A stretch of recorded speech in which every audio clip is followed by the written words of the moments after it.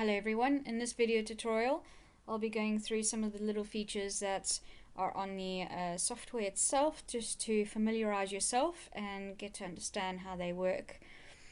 Now when you first open Implant, you're looking at 4 different views. These views are color coded and they are represented by the lines that you see on the screen. So this actual slice image is represented by the image reflected along this red dotted line when viewing from the top. This panoramic image over here is represented by the panoramic line that you see over here, which can change depending on the position I've clicked on. You can even pan in and out. And then the final image, which is the cross-sectional image, that is represented along the surfaces of these blue lines here. So that is to familiarize yourself with what lines and what cross sections you're looking at. On the 3D view, to rotate a 3D image, you will hold down your right mouse button, external mouse. To move it bodily, you would hold down the mouse wheel. And the left button just generally selects the surface to which all the cross-sectional images would jump to. So if I was to focus on this particular molar itself, I'll click on the top of that molar. The cross-section goes directly above that molar over here, and if I want to go even closer within the actual arch itself, I can click on the center of the arch, and that gives me all the midpoint cross-sectional slices of every view. Now, I do not recommend planning on a tracking pad on a laptop, simply because it's time consuming. You're limited. You're having to go onto these little icons over here, which does the same thing, but you'd have to keep clicking on them to activate it. So this is the rotational one. You'd click on that first, you'd rotate it, and then as soon as you let go, it defaults back to the cross-sectional points. The same for this one. If you want to move it bodily, you can click on this one and move it bodily, but as soon as you unclick it, it goes back to the default. So you'd have to go back onto it again if you've let go of the mouse by mistake, which is actually very easy to do on a tracking pad, and it is very, very time consuming. It's also more difficult to slice through your objects. So for example, if I'm on the cross-sectional slice here, if you just have a look on my cross-section on the actual view as well, as I'm slicing up and down, you can see it going along the actual arch itself. This I'm doing by scrolling the mouse wheel on the external mouse up and down, which is a lot easier. Every little click that you feel on the mouse wheel represents a slice as well. So you've got better control on that, whereas on a tracking pad, you can't really do that. It's very, very difficult to control. So you're reliant on coming off this image and going onto these scroll buttons to move them up and down, just to get to the right view that you want to work on. So I highly recommend even a basic external mouse that's got a left, right and a center scroll wheel. That is a lot better. You need those buttons. You need at least 3 buttons with the rotational feature of a mouse. Now, moving on from the features of this screen here, especially to zoom in and out, you would hold down Control on your keyboard and holding down right mouse button and moving your mouse up and down, and that zooms in and out of your project like this. Depending on the actual image itself, you can do it on any image. If you do not have a mouse, you would tend to go onto this little magnifying glass, or this is an alternative way of zooming in, even if you have a mouse. You can, let's say, if you want to focus on zooming in on that molar, whatever is within this window is what's going to zoom in on that 3D image plane. So again, you wouldn't want to leave a large space around the object. You'd only want to draw a block around the object of your focus. So if I want to zoom out of that, I could click on the one with the red cross on it, click on that, and then click on it again, just so that if I want just the arch in view, I just hover, holding down the left mouse button, drawing a block around it, and then letting go, and that zooms in a little bit more. Okay, so that is your maneuvering, your zooming in and out. Now we're going to go on to some extra features here at the top.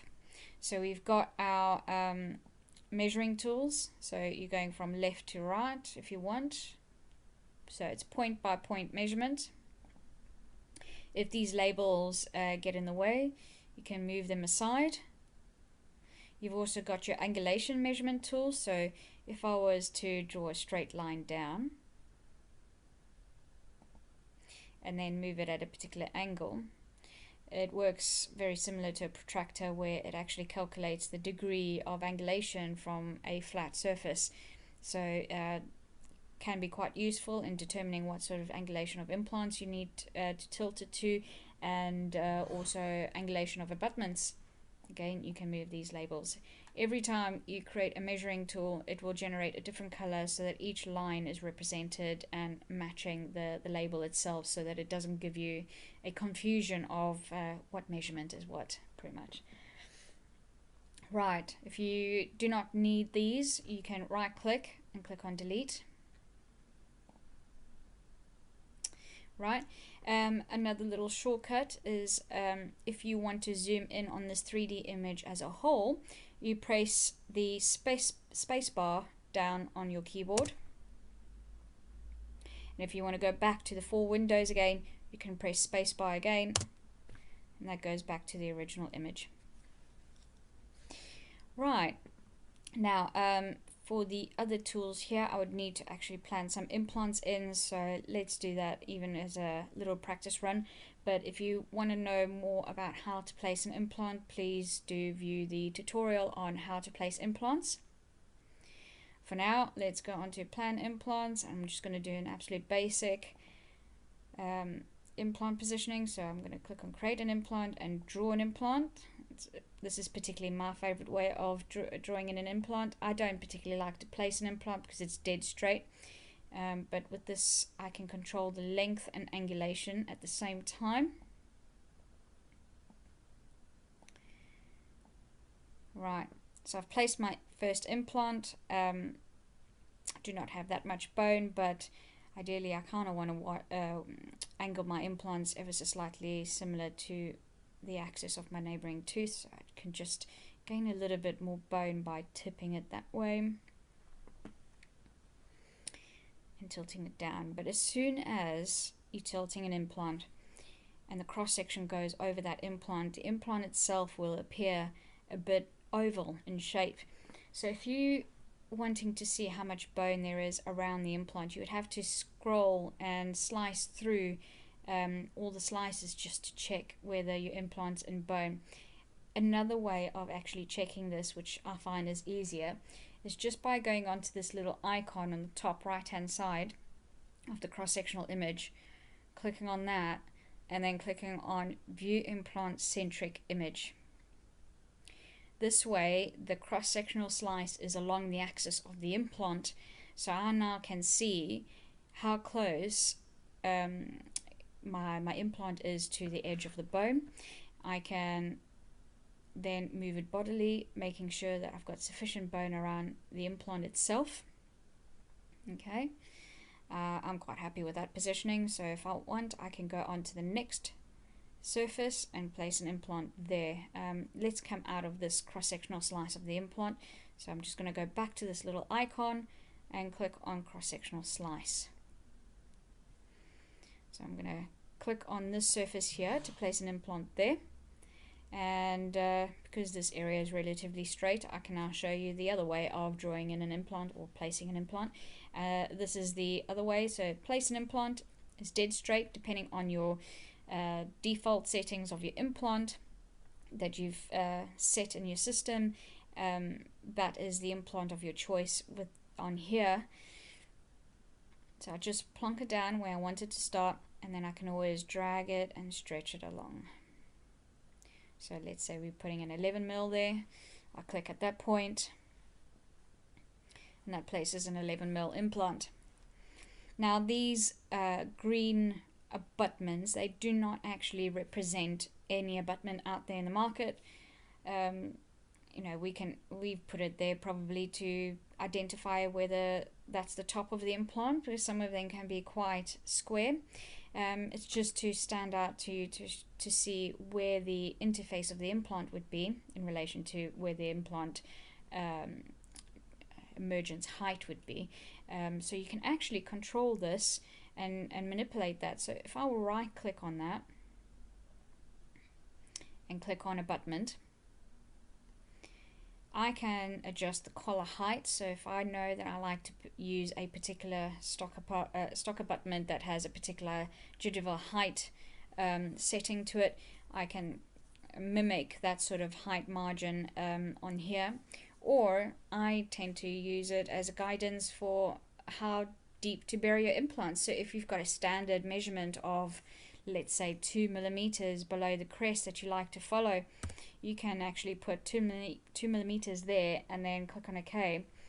And now you've got a 2 millimeter measurement here, so that you know exactly how deep you are within the crest. So you can even use it as a measuring tool. Now if I want to plan with angulated abutments, let's use this one for an example. I can double click on the implant itself, click on specify implant,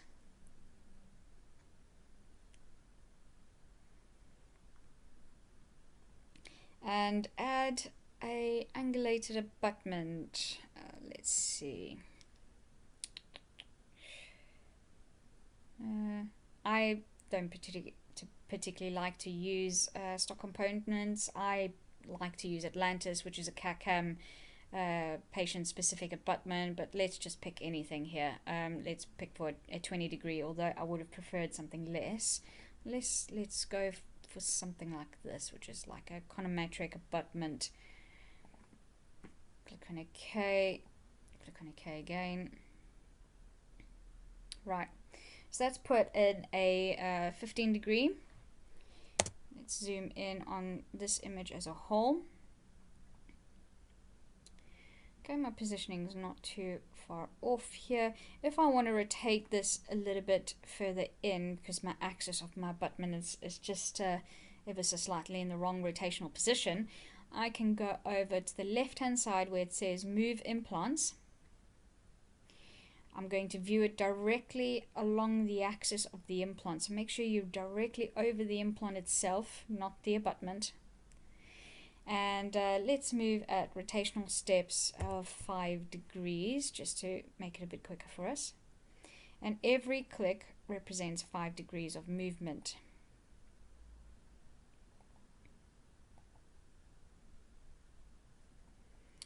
Right, I'm quite happy that that's a little bit more centered. However, that is tipped more distally, so I could even rotate it in this direction and rotate the implant this time at 5 degrees. Right, I'm hitting close to that nerve somewhere, so I can actually bring this a little bit further closer to the neighboring root. Maybe tip that. See, that gives us, no, that's too much. Let's see, if I want to make that, reduce that in half the measurement, so 2.5 degrees. Let's see, does that bring us in a more realistic sort of angulation? I would say that's not too far, but even the previous position would have been great. This looks a little bit more parallel with the other one anyway, so I could keep it at this position. Now let's say you do not need to use the abutment anymore, you've changed your mind, you want to make both of the implants parallel with each other. You can then delete the abutment. These implants are going to, this implant is going to be quite close to the molar, but I'm not going to worry about that for now. I'm just going to make them parallel for starters. So if I want to make implant 3 parallel to implant 4, under where it says move implants, I'll click on number 3 as the implant that I'm going to move, and then I'm going to select my implant 4 as my reference implant, and then I'm going to click on parallel in 3D. Right, that's now made it parallel. So these are your quick shortcut tools on how to get implants angulated at a specific measurement, how to rotate an implant on its axis so that you can correct the axis of the virtual abutment. Okay, you get to see how you can manipulate a virtual abutment with different gingival heights or different heights of the abutment to replicate how deep you want to actually bury your implant as a measuring tool. That is something you could do as well. So these tools here is pretty handy. Now let me go on to the tools that we didn't get to see earlier. So we've got our tubes at the top. Now to come out of this little toggle here, because sometimes they get in the way, all I'm going to do is click on stage 4 plan implants, and that takes me back to the original planning tools I started off with. So notice I did tip that implant, and that will show in my measurement in a bit, but let's go through the tubes first. These tubes here are representing the tubes of the guide itself. Now it's quite important that these tubes do not collide with the neighboring teeth, and they also do not collide with each other, but you can also increase the drilling length a bit higher to just double check that you do not collide with a neighboring tooth, because if it is, you're not going to get the guide down. What tends to happen that the tube can be above the tooth, but to be honest with you, you're not going to get a drill that fits down. So make sure that it's not too high. If you're just checking to see whether it's close enough to the neighboring tooth, that's great, but just bring it back down again so you don't get to use super long drills, especially on the posterior region. You want to keep it quite low. Right, now let's come to the this particular tool, the implants relations tool. Hit a blank there. Right, so if implant 4 was dead straight, and remember I did tilt this ever so slightly, it's now showing that it's at a 0.7 degree tilt on implant 3. So if I was to move that again, it actually gives you a live calculation of how much of a degree of difference there is between one implant to another. So very handy tool to use. Good guidance, because at least you know that if it's too high, you're not going to get a framework to seat down. Your path of insertions will not work well, especially if they're two singles right next to each other. It's something to consider when planning. And these are the general rules that you tend to, general tools that you tend to work with. And these are the general tools that you tend to work with. There's a few more other bits that I could show you. You've got your translucency toggle here, which you can activate and deactivate. You've got your 3D objects down at the bottom, which you can show and hide, whichever object you'd like. You can even hide the jaw and then see how close you are to the nerves. Look at it from all different aspects. And then you've got a little eye icon. So if you're struggling to get the rotational position correct, you can just go onto the little eye icon and then click on, let's say, front, so that you can view it from the anterior region.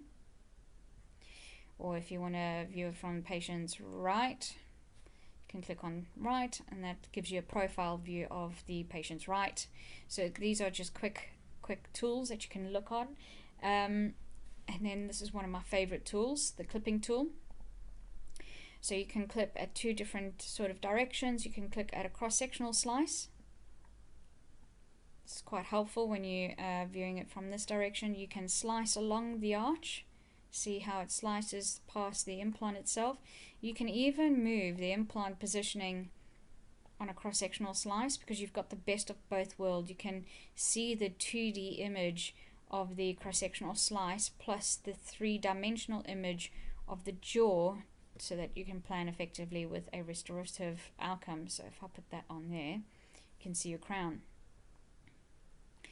So if I want to restore this image again, I'll just click on that icon again, and that brings that back. If I want to clip it from an actual position, I'll click on actual.